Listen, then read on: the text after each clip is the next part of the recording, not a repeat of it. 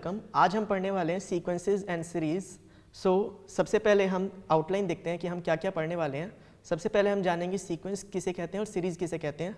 उसके बाद हम कुछ सीक्वेंसेस के बारे में पढ़ेंगे जैसे AP, GP, HP and AGP, and then we will study some special series and then we will study a method of difference. सबसे पहले हम सीक्वेंस देखते हैं क्या होता है। सीक्वेंस क्या होता है? A set of numbers arranged in some definite order and formed according to some rule. मतलब अगर मैं कुछ नंबर्स को किसी रूल के अकॉर्डिंग लिख दूं तो उसे हम सीक्वेंस कहते हैं, जैसे 1, 5, 9, 13 एंड 33। यहाँ पर ये रूल क्या है इसमें कि हर नंबर अपने पिछले नंबर से 4 ज़्यादा है, तो ये रूल है इसमें और इसको हम सीक्वेंस कहेंगे। ऐसे ही हम एक और सीक्वेंस का एग्जांपल देख सकते हैं 3, 6, 12 एंड टिल 192। यहाँ पर क्या रूल है कि हर नंबर अपने पिछले नंबर से डबल है। तो इस तरह के रूल से हम जो नंबर्स लिखते हैं उसे हम सीक्वेंस कहते हैं। सीरीज़ क्या होता है? अगर मैं सीक्वेंस का सम कर दूं तो उसे हम सीरीज़ कहते हैं। अब हम कुछ स्पेशल सीक्वेंसेस के बारे में पढ़ते हैं। First sequence is arithmetic progression, जिसको हम शॉर्ट में AP भी बोलते हैं। एक sequence A1, A2 till AN को हम AP कब कहते हैं? अगर कोई भी दो कॉन्जिक्यूटिव टर्म्स का डिफरेंस सेम रहता है, जैसे A2 माइनस A1 जो डिफरेंस है वो सेम रहना चाहिए A3 माइनस A2 के, और वो सेम रहना चाहिए A4 माइनस A3 के, एंड सो ऑन। तो ये जो डिफरेंस जो सेम रह रहा है हर बार कॉन्जिक्यूटिव टर्म्स के बीच, इस डिफरेंस को हम कॉमन डिफरेंस बोलते हैं और उसे D से डिनोट करेंगे। फॉर एग्जाम्पल, अगर हम इस सीक्वेंस की बात करें 1, 5, 9 एंड सो ऑन, तो ये सीक्वेंस एक AP है क्योंकि इसमें हर टर्म अपने पिछले टर्म से 4 ज़्यादा है। हम फर्स्ट टर्म को A से डिनोट करते हैं और जो कॉमन डिफरेंस है उसे हम D से डिनोट करते हैं। यहाँ पर A इज इक्वल टू 1 है और D इक्वल टू 4 है। हम किसी भी AP को इस तरह से लिख सकते हैं कि फर्स्ट टर्म A है, so next term A plus D होगी, and next term A plus 2D होगी, एंड सो ऑन। अब हम AP की कुछ प्रॉपर्टीज देखते हैं। सबसे पहली प्रॉपर्टी है कि अगर मुझे किसी अरिथमेटिक प्रोग्रेशन का nth टर्म निकालना है तो मैं कैसे निकालूंगा। nth टर्म को हम Tn से डिनोट करते हैं और ये होता है AP के लिए A plus n minus 1 into D। For example, अगर इस सीक्वेंस का मुझे nth टर्म निकालना है, फॉर एग्जाम्पल अगर 10th टर्म निकालना है, तो मैं कैसे निकालूंगा? मैं करूँगा T10 is equal to A plus 10 minus 1 into D। इस सीक्वेंस में A यानी कि फर्स्ट टर्म 2 है और D यानी कि कॉमन डिफरेंस 4 है। उनकी वैल्यूज को पुट करते हुए आंसर आएगा 2 plus 9 into 4 which is 38। 10th term इस सीक्वेंस की हुई 38। नेक्स्ट प्रॉपर्टी है कि अगर मुझे AP की टर्म्स का सम करना है फर्स्ट n टर्म्स का, वो क्या होता है? SN डिनोट करता है कि sum of first n terms, और वो होता है n/2 2A plus n minus 1 into D, और उसी को हम सिंप्लीफाइड फॉर्म में ये भी लिख सकते हैं n/2 A प्लस L, जहाँ पर L होता है last term of AP। For example, अगर मुझे इस AP के फर्स्ट 20 टर्म्स का सम निकालना है तो मैं कैसे निकालूंगा? SN इज इक्वल टू, यहाँ पर A 1 है और D 2 है, ये हो जाएगा 20/2 देन 2 इंटू 1 यानी कि 2A plus 20 minus 1 into common difference जो कि यहाँ पे 2 है, और इसको अगर हम सॉल्व करते हैं तो ये आएगा 10 इंटू 2 प्लस 38 विच इज़ 400। ये है फर्स्ट 20 टर्म्स का सम। नेक्स्ट प्रॉपर्टी है कि अगर मुझे पहले से पता है कि A, B, C 3 terms AP में हैं, मैं उससे क्या कह सकता हूँ? तो अगर A, B, C 3 terms AP में हैं तो मैं इससे कह सकता हूँ कि twice of B is equal to sum of A and C। और ये बहुत इंपॉर्टेंट प्रॉपर्टी है क्योंकि कभी भी किसी क्वेश्चन में अगर तुम्हें ये दिया हुआ है कि 3 टर्म्स AP में हैं, तो सबसे पहली चीज़ हम यही लिख सकते हैं कि बीच वाली टर्म का double is equal to A plus C। इसका एक एग्जाम्पल देखते हैं। सपोज ये क्वेश्चन है कि if XYZ are in AP and tan inverse X, tan inverse Y, tan inverse Z are also in AP, इनमें से कौन सी कंडीशन ट्रू होगी? क्योंकि हमें XYZ AP में गिवन है, तो इस प्रॉपर्टी के अकॉर्डिंग हम कह सकते हैं 2Y is equal to X plus Z। Similarly हम ये भी कह सकते हैं कि 2 tan inverse Y is equal to tan inverse X plus tan inverse Z। यहाँ पे इन्वर्स ट्रिग्नोमेट्री के फॉर्मूले लगाते हुए 2 tan इनवर्स को मैं लिख सकता हूँ tan inverse 2y upon 1 minus y square is equal to tan inverse x plus z upon 1 minus x z, जो कि सिंप्लीफाई होके हो जाएगा 2y upon 1 minus y square is equal to x plus z upon 1 minus x z.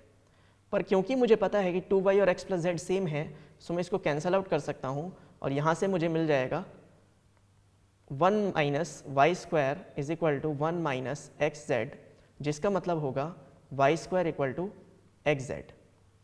But y हमें पता है x plus Z by 2 है, सो उसकी वैल्यू पुट करते हुए x प्लस जेड का whole square divided by 4 is equal to x z, जिससे हम कह सकते हैं x प्लस जेड का whole square is equal to 4xz। इसके बाद हम 4xz को लेफ्ट साइड ले आते हैं और वो बन जाएगा x minus z is equal to 0, which means x equals z। So क्योंकि x z के बराबर है और y z के बराबर है, तो हमें मिल जाएगा x y z तीनों सेम है और डी ऑप्शन करेक्ट होगा। नेक्स्ट प्रॉपर्टी है कॉन्जिक्यूटिव टर्म्स की। सो सपोज क्वेश्चन में कभी भी हमें AP के कॉन्जिक्यूटिव टर्म्स का सम गिवन है, तो हम उसको कैसे सॉल्व कर सकते हैं। जब भी हमें कॉन्जिक्यूटिव टर्म्स का सम गिवन हो तो हम टर्म्स को इस तरह से मान सकते हैं। जैसे अगर 3 टर्म्स का सम गिवन है तो 3 टर्म्स को हम मानेंगे a माइनस डी, a और a प्लस डी। इसका फ़ायदा क्या है कि जब हम इन तीनों टर्म्स को सम करेंगे तो d कैंसल आउट हो जाएगा और हमें डायरेक्टली a की वैल्यू मिल जाएगी। ऐसी 4 टर्म्स में हम इस तरह से चूज़ कर सकते हैं a minus 3d, a minus d, a plus d और a प्लस 3d। यहाँ पर भी सम करने पर वैल्यूज़ d की कैंसिल हो जाएंगी और हमें डायरेक्टली a मिल जाएगा। Similarly for 5 terms. सो इसका एक एग्जाम्पल देखते हैं। जैसे 3 consecutive terms of an AP have sum 21 and product 315. Find the 3 numbers. तो क्योंकि हमें यहाँ तीनों टर्म्स का सम गिवन है, सो मैं 3 टर्म्स को लेट कर लेता हूँ a माइनस डी, a और a प्लस डी, और मुझे उनका सम गिवन है a minus d plus a plus d is equal to 21। d cancel हो जाएगा जिससे हमें a मिल जाएगा 7। अब एक बार a मिल गया, उसके बाद हम नेक्स्ट कंडीशन की तरफ जा सकते हैं, जो कि है प्रोडक्ट की कंडीशन कि 3 टर्म्स का प्रोडक्ट 315 गिवन है। So a minus d into a plus d is given as 315। a की वैल्यू 7 पुट करते हुए यहाँ पर हमें मिलेगा 7 into 49 minus d square is equal to 315, जिससे हमें d मिल जाएगा प्लस माइनस 2, और उस हिसाब से हमारी तीनों टर्म्स हो जाएंगी 5, 7 एंड 9। नेक्स्ट प्रॉपर्टी है कि sum of terms of an AP equidistant from beginning and end is constant and equal to sum of first and last term. इस प्रॉपर्टी का क्या मतलब है कि सपोज मेरे पास कुछ टर्म्स हैं AP में A1, A2, A3, A4 और A5। अब ये प्रॉपर्टी क्या कह रही है कि बिगिनिंग और एंड से जो टर्म्स इक्विडिस्टेंट हैं यानी कि बराबर डिस्टेंस पे हैं, उनका सम हमेशा सेम रहेगा और वो सम हमेशा फर्स्ट और लास्ट सम के बराबर होगा। सो इसमें A1 प्लस A5 जो आएगा वही A2 प्लस A4 होगा, और अगर हमारे पास सिंगल टर्म बच जाती है बीच में तो वो सम उसका डबल होगा। सिमिलरली अगर मेरे पास 4 टर्म होती है AP में A2, A3 एंड A4, सो यहाँ पर A1 प्लस A4 होता A2 प्लस A3 के बराबर। इस प्रॉपर्टी को हम काफ़ी बार क्वेश्चंस में यूज़ करते हैं। फॉर एग्जांपल, अगर मेरे पास ये क्वेश्चन है कि अगर A, B, C, D, F AP में है तो इस एक्सप्रेशन की वैल्यू बताओ A minus 4B plus 6C minus 4D plus E। सो हमारे पास एक्सप्रेशन है A minus 4B plus 6C minus 4D plus E। अब क्योंकि A से लेके E तक AP में है, F की हमें ज़रूरत नहीं है क्योंकि क्वेश्चन में F है ही नहीं। सो A से लेके E तक क्योंकि AP में है, सो A और E का सम वही होगा जो B और D का सम होगा, और वो ट्वाइस ऑफ C के सम के बराबर होगा। सपोज ये जो कांस्टेंट सम है इसको हम K ले लेते हैं, तो A और E का सम को मैं K लिख सकता हूँ प्लस, सो यहाँ पर minus 4B plus D plus 6C है, और इस हिसाब से K minus 4K plus 3K which comes out as 0। So इस एक्सप्रेशन की वैल्यू हुई 0। लास्ट प्रॉपर्टी है AP की कि अगर हम AP की हर टर्म को एक कांस्टेंट से इंक्रीज, डिक्रीज, मल्टीप्लाई, डिवाइड कर दें तो जो रिजल्टिंग सीक्वेंस बनता है वो भी AP में बनता है। फॉर एग्जांपल, अगर मेरे पास AP है, let's say A1, A2, A3 till AN, अगर मैं इस सीक्वेंस की हर टर्म को सपोज किसी नंबर से ऐड कर देता हूँ, सो A1 plus K, A2 plus K and so on till AN plus K, तो जो ये रिजल्टिंग सीक्वेंस बनता है तो ये भी AP में होगा। इसी तरह से हम सब्ट्रैक्ट भी कर सकते हैं, मल्टीप्लाई भी कर सकते हैं और डिवाइड भी कर सकते हैं। तो इस प्रॉपर्टी के बेस पर हम एक क्वेश्चन करते हैं। सो क्वेश्चन है, let f(x) be a polynomial function of second degree such that f(1) is equal to f(-1). If ABC are in AP, then f'(a), f'(b) and f'(c) are in. हमें ये बताना है कि ये sequence किस sequence में होगा। सो क्योंकि हमें f(x) एक पॉलिनोमियल सेकेंड डिग्री का दिया हुआ है, सो सपोज ये पॉलिनोमियल है f(x) is equal to α(x²) plus βx plus gamma. अब f(1) equal to f(-1) given है, सो f(1) is equal to f(-1), जिससे हमें मिल जाएगा alpha plus beta plus gamma is equal to alpha minus beta plus gamma, जिससे हमें 2 beta की value मिल जाएगी 0, यानी कि बीटा हो गया 0, जिससे f(x) रिड्यूस हो गया α(x²) प्लस गामा। अब हमें बताना है f'(a) यानी कि फर्स्ट डेरिवेटिव ऑफ फंक्शन और a पॉइंट पर f'(b) और f'(c) किस सीक्वेंस में होंगे।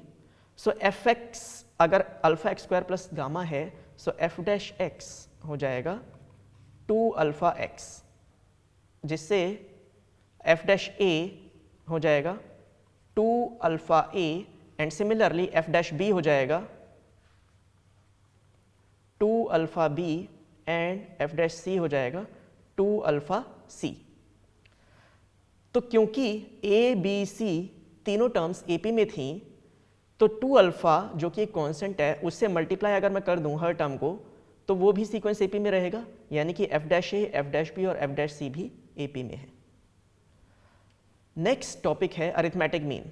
सो अरिथमेटिक मीन क्या होता है कि अगर मेरे पास 3 नंबर्स गिवन है A, B, C जो कि AP में है, तो ये जो बीच वाली टर्म है B, ये A और C का अरिथमेटिक मीन कहलाती है। जैसे अगर ये 3 टर्म है 3, 7, 11 जो कि AP में है, तो 7, 3 और 11 का अरिथमेटिक मीन है। ये तो हुई 2 नंबर्स के अरिथमेटिक मीन की बात। अगर मेरे पास in general n numbers given है, तो उनका अरिथमेटिक मीन कैसे निकालूंगा मैं? सबको ऐड कर दो और डिवाइड बाय n कर दो। जैसे अगर हमें 4 नंबर्स का अरिथमेटिक मीन निकालना है, तो इसमें am हो जाएगा 3 + 5 + 7 + 11 डिवाइड बाय 4, जो कि आ जाएगा 26/4 विच इज इक्वल टू 6.5। सो ये होता है am ऑफ n नंबर्स।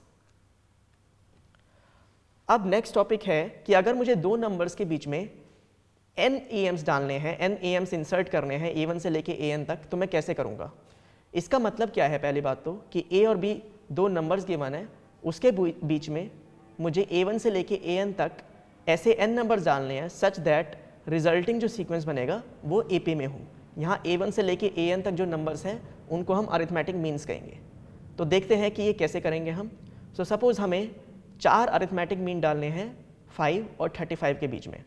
तो इसका मतलब क्या है कि 5, A1, A2, A3, A4 and 35, यहाँ पे 4 अरिथमेटिक मीन हमने डाल दिए और ये रिजल्टिंग सीक्वेंस AP में होना चाहिए, और जिसकी वजह से 35 इस AP का 6th टर्म हो जाएगा। और A हमें गिवन है 5, पर D नहीं पता अभी, तो D कैसे निकाल सकते हैं? हमें ये पता है A6 या T6 is equal to 35 which is equal to A + 5D which is 5 + 5D, और यहाँ से D आ जाएगा 6। एक बार हमें D पता चल गया तो हम हर टर्म पता लगा सकते हैं, क्योंकि पहली टर्म 5 है, फिर नेक्स्ट टर्म 5 + D यानी कि 11 हो जाएगी, फिर 17, फिर 23 एंड देन 29। सो ये हमारे 4 AM हो गए। AM से रिलेटेड एक इंपॉर्टेंट प्रॉपर्टी है कि सारे AMs का जो सम होता है वो फर्स्ट और लास्ट टर्म के सम डिवाइड बाय 2 अगर हम करें और इनटू n करें उसके बराबर होता है। क्यों? क्योंकि सपोज मेरे पास A और B नंबर्स हैं 2, उनके बीच में मैंने n AM डाल दिए। अब ये रिजल्टिंग सीक्वेंस AP में होगा? हम AP की पहली प्रॉपर्टी पढ़ चुके हैं कि फर्स्ट और लास्ट का जो सम होगा वो सेकंड और सेकंड लास्ट का भी सम होगा एंड सो ऑन। सो जो A प्लस बी होगा वो A1 प्लस AN भी होगा और वही A2 प्लस AN माइनस 1 भी होगा। तो हर पेयर का सम A प्लस बी ही है। और ऐसे कितने पेयर है? n/2, क्योंकि ये टोटल n नंबर्स थे और हम पेयर्स गिन रहे हैं, तो n/2 पेयर्स हैं और हर पेयर का सम A प्लस बी है। तो इन टोटल का सम हो गया n/2 into A plus b. इसका यूज क्या है ये हम इस एग्जाम्पल से देखते हैं। तो suppose A B C D E F अगर हमने AMs इंसर्ट कर दिए 2 और 12 के बीच में, तो हमें A plus B plus C plus D plus E F का सम निकालना है। तो वो डायरेक्टली प्रॉपर्टी से हम निकाल सकते हैं कि n/2, n यहाँ पे 6 है क्योंकि हमने 6 AM इंसर्ट किए हैं, यानी कि 3 इंटू A प्लस B यानी कि 2 प्लस 12 विच इज़ 42। सो इन सब का सम हो गया 42। अब हम AP से रिलेटेड कुछ एग्जाम्पल्स देखते हैं। फर्स्ट एग्जाम्पल देखते हैं, if PQR are in AP and are positive, the roots of the quadratic equation px² plus qx plus r equal to 0 are all real for, और ये ऑप्शंस दिए हुए हैं हमने। सो बेसिकली इस क्वाड्रेटिक इक्वेशन के रूट्स रियल होने चाहिए। तो रियल होने के लिए क्या प्रॉपर्टी होती है? q² minus 4pr should be greater than equal to 0, ये डिस्क्रिमिनेंट है। अब हमें पता है PQR क्योंकि AP में है, सो उससे हम कह सकते हैं Q is equal to P plus R/2।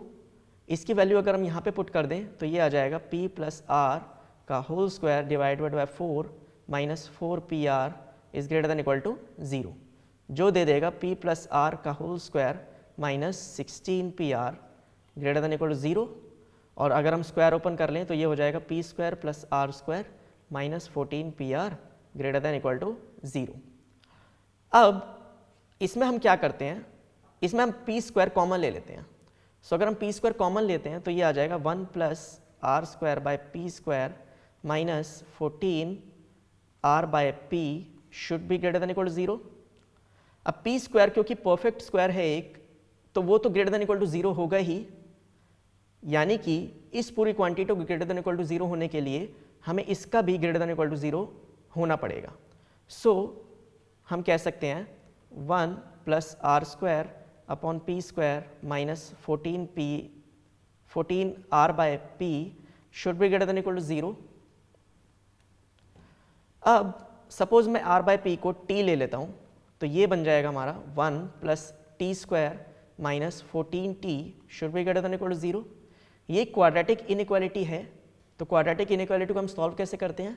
सबसे पहले इक्वालिटी मान के उसके रूट्स निकाल लेते हैं। सो T के रूट्स हो जाएंगे यहाँ पे 14 plus minus B² minus 4AC which is 192/2 which comes out as 7 plus minus 4√3। तो हमारे दो रूट आ गए, 7 माइनस 4√3 और 7 प्लस 4√3। तो अब इस इनइक्वालिटी को कैसे सॉल्व करते हैं?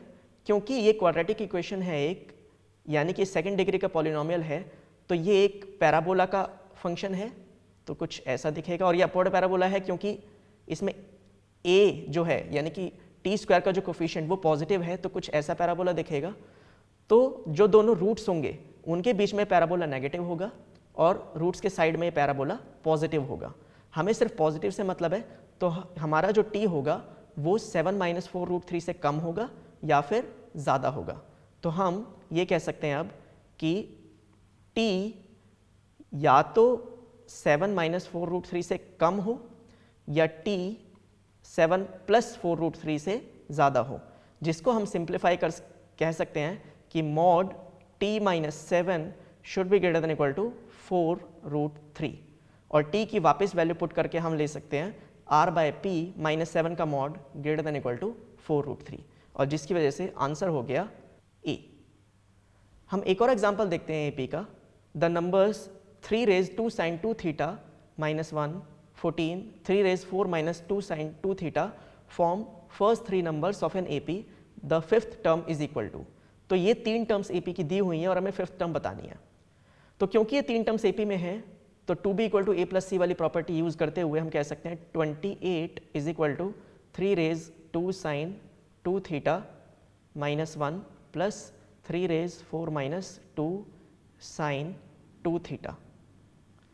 तो इसको सॉल्व करने के लिए हम सपोज साइन 2 थीटा को x मान लेते हैं, तो ये हो जाएगा 28 is equal to 3 raise 2x minus 1 plus 3 raise 4 minus 2x। अब ये इक्वेशन क्वाड्रेटिक में कन्वर्ट की जा सकती है by letting 3 raise 2x equal to y। तो ये हो जाएगा 28 is equal to y by 3 plus 81 by y, और यहाँ से क्वाड्रेटिक इक्वेशन आई y square minus 84y plus 243 is equal to 0, और इसके दो रूट्स हो गए यानी कि y equal to 81 and y equal to 3। अब हम केसेस बनाते हैं। अगर y 81 है तो इसका मतलब होगा 3 रेज 2x इक्वल टू 81, जिससे x आ जाएगा 2, और जिसका मतलब होगा साइन 2 थीटा 2 के बराबर है, बट वो नहीं हो सकता क्योंकि साइन थीटा की रेंज हमेशा -1 से 1 के बीच में होती है। तो सेकंड केस लेते हैं y का, जो कि 3 है, जिससे कि 3 raise 2x is equal to 3 हो जाएगा, जिससे x इक्वल टू हाफ आ जाएगा। तो x हमारा हाफ आ गया, यानी कि साइन 2 थीटा की वैल्यू आ गई हाफ। अब इसको वापस बैक सब्स्टिट्यूट करते हैं फर्स्ट टर्म में, जो कि ये थी, और हमें फर्स्ट टर्म मिल जाएगी 1। सो फर्स्ट टर्म हो गई 1, सेकेंड टर्म 14 थी तो d हो गया 13। सो a 5 यानी कि फिफ्थ टर्म हो जाएगी 1 प्लस 4 इंटू डी, तो फिफ्थ टर्म हो गई 53। सो नेक्स्ट टॉपिक है geometric progression. Geometric progression arithmetic progression के मिलता जुलता ही है, बट थोड़ा सा डिफरेंस है।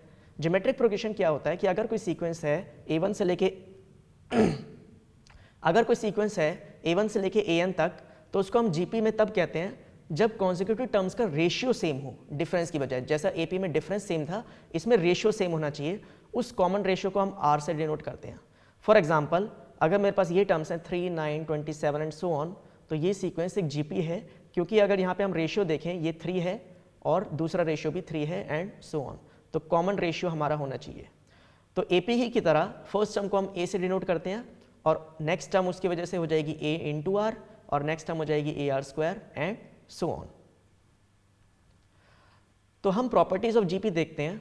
सो प्रॉपर्टीज ऑफ जीपी जितनी भी होंगी वो एपी की प्रॉपर्टीज के जैसे ही होंगी।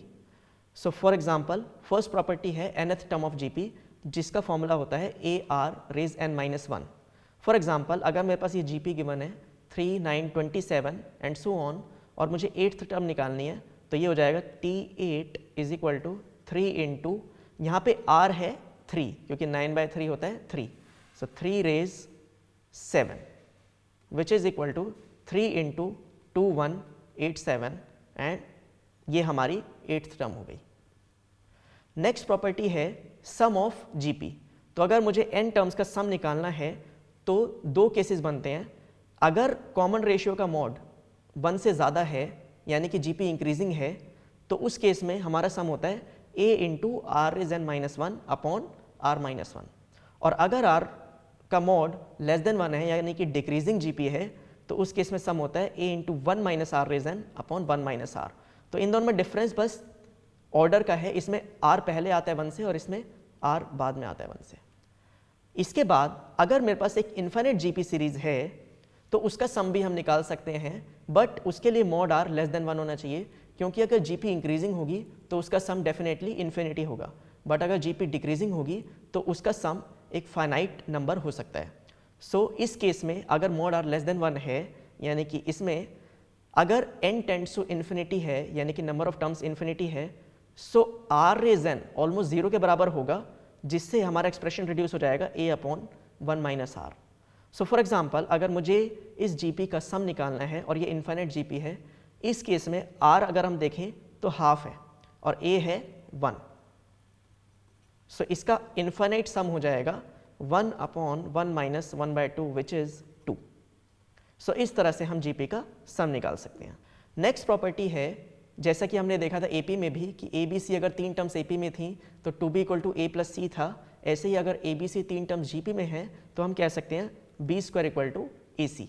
और इसका हम बहुत जगह यूज़ कर सकते हैं, जैसे इस एग्जाम्पल में अगर देखें कि अगर a, b, c तीन पॉजिटिव इंटीजर्स हैं such that b by a is an integer, if a, b, c are in geometric progression and the arithmetic mean of a, b, c is b plus 2, then find the value of this expression. तो हमें यहाँ क्या दिया हुआ है कि a, b, c तीन terms GP में हैं, तो उससे हम ये कह सकते हैं कि b square equal to AC। हमें ये भी गिवन है कि अरिथमेटिक मीन इन तीनों टर्म्स का b प्लस 2 है, सो ये हो जाएगा a plus b plus c divided by 3 जो कि अरिथमेटिक मीन होगा, और वो b प्लस 2 के इक्वल गिवन है, जिससे कि सिंप्लीफाई करके हम कह सकते हैं a minus 2b plus c is equal to 6।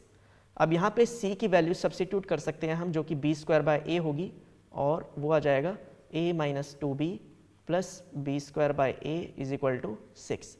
अब इसको हम सॉल्व कैसे करेंगे? सबसे पहले हम यहाँ a कॉमन ले लेते हैं, सो ये आ जाएगा 1 plus b square by a square minus 2b by a is equal to 6, जिससे कि हो जाएगा b बाय a माइनस 1 का whole square is equal to 6 by a। अब क्योंकि क्वेश्चन में गिवन था कि b बाय एक इंटीजर है, तो ये क्वांटिटी भी एक इंटीजर होगी, जिससे कि एक परफेक्ट स्क्वायर होगा। तो a को मैं ऐसा क्या पुट करूं कि ये परफेक्ट स्क्वायर बन जाए? हमारे पास a को पुट करने का सिर्फ a की चॉइस है, जो कि है a इज इक्वल टू 6, जिसकी वजह से ये क्वांटिटी 1 बन जाएगी और वो एक परफेक्ट स्क्वायर है। सो a की वैल्यू हुई 6 और इस एक्सप्रेशन की यानी वैल्यू हो गई 6 square plus 6 minus 14 upon 6 plus 1, जो कि आएगा 4। सो नेक्स्ट प्रॉपर्टी है कॉन्सेक्यूटिव टर्म्स ऑफ जीपी की। जिस तरह से हमने देखा था कि एपी की कॉन्सेक्यूटिव टर्म्स अगर हमें सम गिवन हो तो उनको हम ले सकते हैं a माइनस डी, a और a प्लस डी।